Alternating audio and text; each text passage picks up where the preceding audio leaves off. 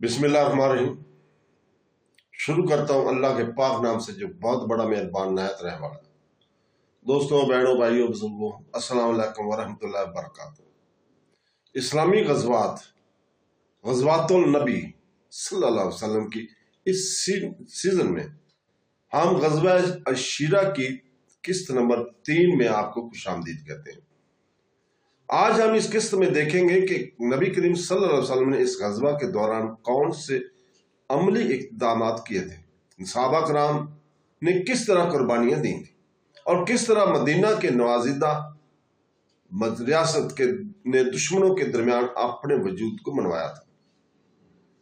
दोस्तों, बहनों, भाइयों, बुजुर्गों, नबी करीम सल्लल्लाहु अलैहि वसल्लम जब मदीना में तशरीफ लाए तो आपने सबसे पहले अमन और अदल के क़याम को तरजीह दी।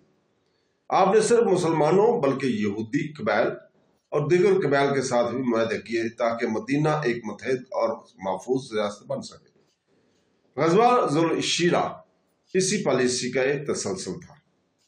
जब आप नबी करीम सल्लल्लाहु अलैहि वसल्लम ने अबू सुफियान के काफिले की खबर सुनी तो आपने फैसला फरमाया था कि इस काफिले की नकलो हरकत का जायजा लिया जाए ताकि ये समझा जा सके कि कुरैश मुस्तकबिल में मुसलमानों के खिलाफ किस तरह के इक़दामात कर सकता है।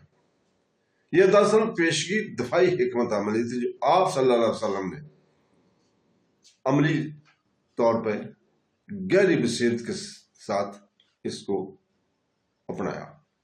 नबी करीम सल्लल्लाहु अलैहि वसल्लम ने अपने दस्ते मुबारक से एक सफेद झंडा तैयार किया और इसे अपने चचा हजरत हमजा बिन अब्दुल मतलब रजी अल्लाह ताला के सुपुर्द किया।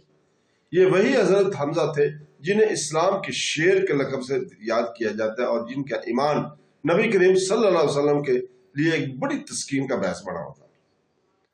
लश्कर में तकरीबन 150 के करीब सहाबा कराम शामिल थे। इनमें महाजरीन और इंसार दोनों मौजूद थे। हज़रत सल्लल्लाहु अलैहि वसल्लम ने मदीना में हज़रत अबू सलमा बिन अब्दुल असद रज़ी अल्लाह ताला अन्हु को नायब मुकर्रर फरमाया ताकि शहर के मामलात मुनज़्ज़म रहे। जब काफिला रवाना हुआ तो सूरज की किरणें मदीना की गलियों में चमक रही थी। लोग अपने प्यारे नबी करीम सल्लल्लाहु अलैहि वसल्लम को रुखसत कर रहे थे। औरतें और दरवाजे पर खड़ी थी, दुआएं दे रही थी और बच्चों के चेहरे मुस्कुराहटों से रोशन थे। ये वो लम्हा था जब मदीना की रियासत पहली मर्तबा मुनज़्ज़म फौजी काफिले के साथ मैदान जंग में कदम रख रही थी। यह सफर ईमान आसान न था। रास्ता तवील, जमीन सख्त और गर्मी शदीद थी। पानी और खाने की किल्लत भी थी, दरपेश थी, मगर सहाबा कराम के दिलों में ईमान की रोशनी थी।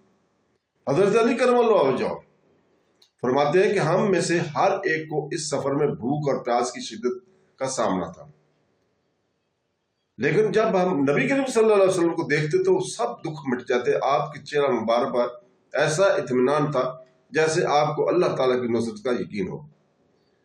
हजरत साद बिन अबी वक्कास रज़ियल्लाहु ताला अन्हु बयान करते हैं कि जब हमें खाने के लिए कुछ न मिलता तो हम दरख्तों के छाल चबा लेते, मगर किसी के दिल में शिकायत न होती। हम जानते थे कि अल्लाह की राह में बर्दाश्त की गई हर तकलीफ जन्नत की सीढ़ी है।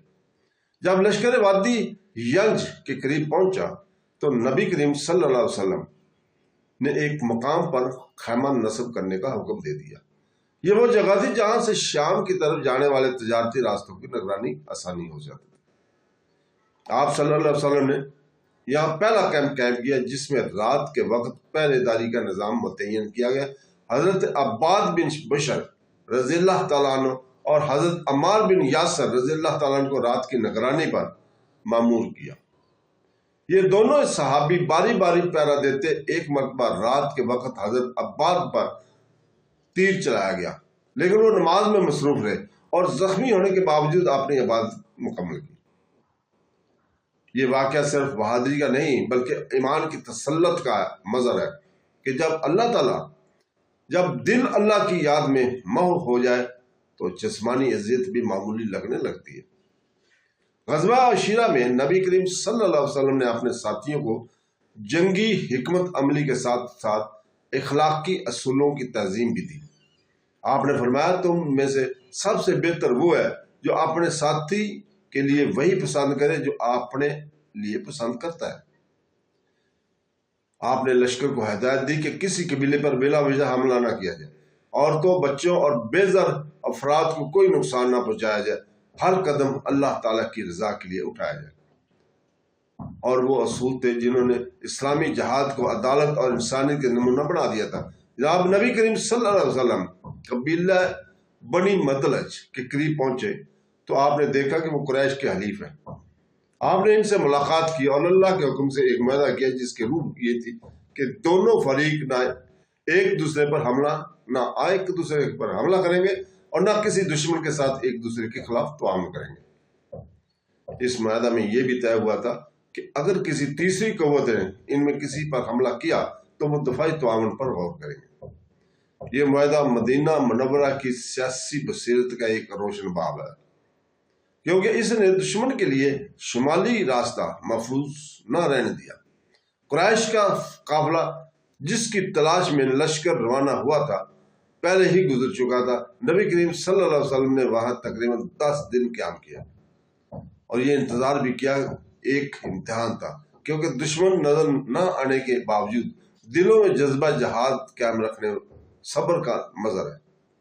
آپ صلی اللہ علیہ وسلم نے اس دوران اپنے صحابہ کے ساتھ مشورے کیے، تربیت دی اور انہیں سمجھایا کہ جنگ صرف تلوار سے نہیں بلکہ صبر اور ایمان سے بھی جیتی جا سکتی ہے۔ ایک دن نبی کریم صلی اللہ علیہ وسلم نے فرمایا، اے میرے ساتھیو، ہم اللہ کے راستے میں ہیں، چاہے دشمن سامنے ہو یا پیچھے، اللہ کی راہ میں قدم بڑھانا ہی اصل کامیابی ہے۔ یہ الفاظ سن کر صحابہ کے دل میں جوش کی لہر دوڑ گئی۔ حضرت ابو دجانہ رضی اللہ تعالیٰ نے عرض کیا، یا رسول اللہ صلی اللہ علیہ وسلم، اگر ہمیں دشمن نہ بھی ملے تو کیا ہمارا انتظار بھی عبادت ہے؟ آپ نے فرمایا، ہاں، جو شخص اللہ تعالیٰ کے راستے میں نکلے اس کا ہر سانس عبادت ہے، اگرچہ کوئی جنگ نہ ہوئی ہو۔ لیکن اس مہم نے کئی اہم نتائج پیدا کیے تھے۔ نمبر ایک، قریش کو پہلی بار احساس ہوا کہ مسلمان اب ایک منظم قوت ہے۔ نمبر 2، مدینہ کے آس پاس کے قبائل میں اسلامی ریاست کی ساکھ بڑھ گئی تھی۔ نمبر 3، مسلمانوں کو صبر، نظم و ضبط اور اجتماعی قیادت کے تجربہ حاصل ہوا۔ نمبر 4، بعد کے غزوات جیسے بدر کی تیاری اسی بنیاد پر ممکن ہوئی تھی۔ غزوہ عشیرہ ہمیں یہ سکھاتا ہے کہ ہر عمل میں نیت، صبر اور یقین کا ہونا ضروری ہے۔ کامیابی ہمیشہ تلوار سے نہیں ہے بلکہ ایمان کے استحکام سے حاصل ہوتی ہے۔ نبی کریم صلی اللہ علیہ وسلم نے اپنے قول اور عمل سے یہ سبق دیا کہ اللہ تعالیٰ کی راہ میں اٹھایا گیا ہر قدم، چاہے وہ خاموش ہو، عظیم اجر کا باعث بنتا ہے۔ اے اللہ، ہمیں اپنے نبی کریم صلی اللہ علیہ وسلم کہ اسوہ حسنہ پر چلنے کی توفیق عطا فرما۔ ہمارے دلوں میں ایمان، صبر اور یقین اور قربانی کی روح پیدا فرما۔ ہمیں توفیق دے قرآن پاک اور حدیث نبوی کو پڑھنے، سننے اور اس کے اوپر عمل کرنے کی۔ تو دوستو، بہنوں، بھائیوں، بزرگوں، اس کے ساتھ ہی آج ہم اجازت چاہتے ہیں۔ کل انشاءاللہ تعالی ہم غزوہ بدر کو شروع کرنے جا رہے ہیں، تو ہمارے ساتھ ہی رہیں۔ اللہ حافظ۔